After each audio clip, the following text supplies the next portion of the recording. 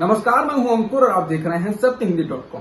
सत्य हिंदी का Android app आ चुका है। उसको डाउनलोड करने के लिए आप इस वीडियो के डिस्क्रिप्शन में जा सकते हैं। वहां पे आपको एक लिंक मिलेगा जहां से आप ऐप को डाउनलोड कर सकते हैं। इसके अलावा इस ऐप को आप गूगल प्ले स्टोर से भी डाउनलोड कर सकते हैं। अब एक नजर डाल लेते हैं अब तक की खबरों पर। एलोपैथिक साइंस के खिलाफ जंग छेड़ने वाले योग गुरु बाबा रामदेव की किताब को उत्तर प्रदेश के चौधरी चरण सिंह विश्वविद्यालय में पढ़ाया जाएगा। इसके साथ ही मुख्यमंत्री योगी आदित्यनाथ की भी एक किताब को विश्वविद्यालय ने दर्शन शास्त्र के अंडर ग्रेजुएट पाठ्यक्रम में शामिल किया है। ऐसा उत्तर प्रदेश सरकार की सिफारिश पर किया गया है। अंग्रेजी अखबार द टेलीग्राफ ने इस संबंध में खबर छापी है। इस विश्वविद्यालय को राज्य सरकार द्वारा चलाया जाता है। योग गुरु रामदेव की जिस बात को पाठ्यक्रम में शामिल किया गया है उसका नाम योग चिकित्सा रहस्य है और ये बीमारियों से लड़ने में योग के महत्व को बताती है। मुख्यमंत्री योगी आदित्यनाथ की किताब का नाम हठ योग स्वरूप एवं साधना है और ये भी योग पर आधारित है। सुप्रीम कोर्ट के पूर्व न्यायाधीश जस्टिस अरुण कुमार मिश्रा ने बुधवार को राष्ट्रीय मानवाधिकार आयोग यानी NHRC के अध्यक्ष के रूप में पदभार संभाल लिया। वह पिछले साल सितंबर में ही सुप्रीम कोर्ट से रिटायर हुए थे।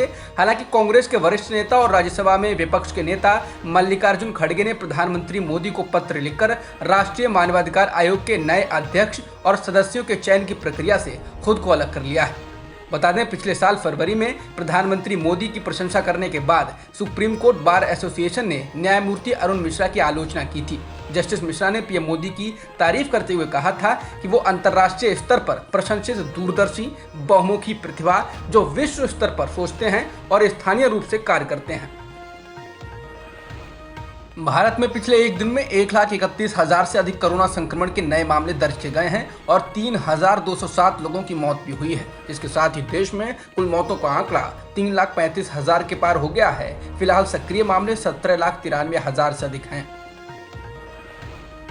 भारत में टीकों की कमी के बीच अब खबर आई है कि फाइजर और मॉडर्ना जैसी विदेशी वैक्सीन को जल्द लाने के लिए सरकार ने बड़ा कदम उठाया है। इसके तहत भारत की ड्रग नियामक संस्था ने ऐसी वैक्सीन के लिए भारत में अलग से ट्रायल कराने की शर्तों को हटा दिया। अब ऐसी वैक्सीन जिन्हें दूसरे देशों में या विश्व स्वास्थ्य संगठन से आपातकालीन इस्तेमाल की मंजूरी मिल चुकी होगी, उन्हें भारत में ट्रायल से नहीं गुजरना होगा। चक्रवाती तूफान यास की राहत समीक्षा बैठक में मुख्यमंत्री ममता बनर्जी के नहीं मौजूद रहने का मामला केंद्र और पश्चिम बंगाल सरकार के बीच प्रतिष्ठा का मुद्दा बन गया है। केंद्र सरकार ने मंगलवार को एक बड़ी चिट्ठी लिखकर इस विवाद को नया आयाम दे दिया है और ये साफ है कि वह हर हाल में राज्य सरकार और ममता बनर्जी को नीचा दिखाना चाहती है। केंद्र ने 9 बिंदुओं में चिट्ठी लिखकर झूठ बोलने, गलत बयानी करने और जानबूझकर प्रधानमंत्री की बैठक के बॉयकॉट करने के आरोप लगाए। लिखी चिट्ठी में केंद्र सरकार ने दावा किया कि प्रधानमंत्री ने मुख्यमंत्री को जाने की इजाजत नहीं दी थी। केंद्र सरकार ने ममता बनर्जी के इस दावे को भी गलत बताया कि उन्हें प्रधानमंत्री से मिलने से पहले 20 मिनट तक इंतजार करना पड़ा था। पत्र में ये भी कहा गया कि प्रधानमंत्री के जाने के पहले ही मुख्यमंत्री वहां से चली गईं, जो प्रोटोकॉल का उल्लंघन है।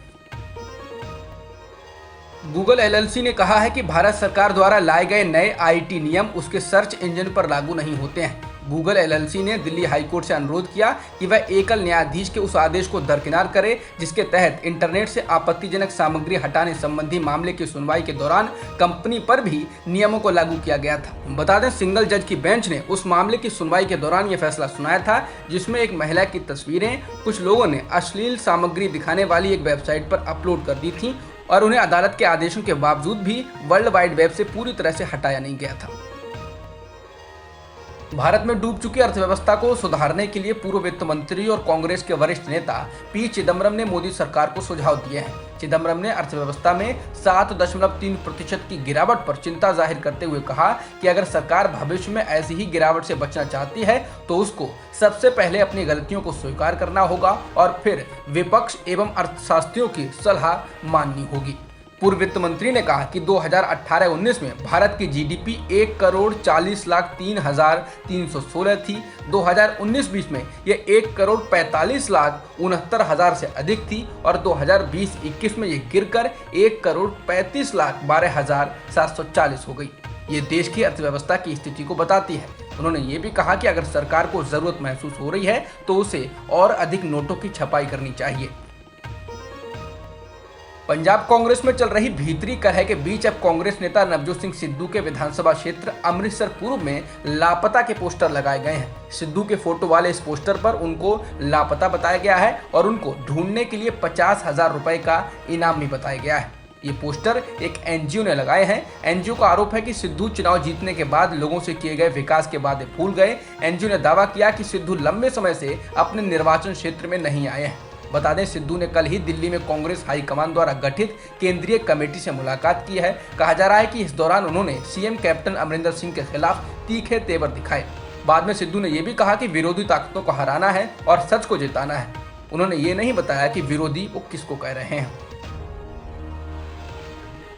बीजेपी के राष्ट्रीय महासचिव संगठन बीएल संतोष द्वारा योगी आदित्यनाथ सरकार में मंत्रियों के साथ 2 दिनों तक हुई बैठकों के बाद अब पार्टी नेता राधा मोहन सिंह ने योगी की प्रशंसा की है। उन्होंने राज्य में कोविड प्रबंधन को अद्वितीय बताया है। संवाददाताओं से बात करते हुए उन्होंने सफाई देते हुए कहा कि बैठकों का उद्देश्य पार्टी के नेताओं द्वारा किए गए सामाजिक कार्यों की समीक्षा करना और तीसरी लहर की संभावना की योजना बनाना था।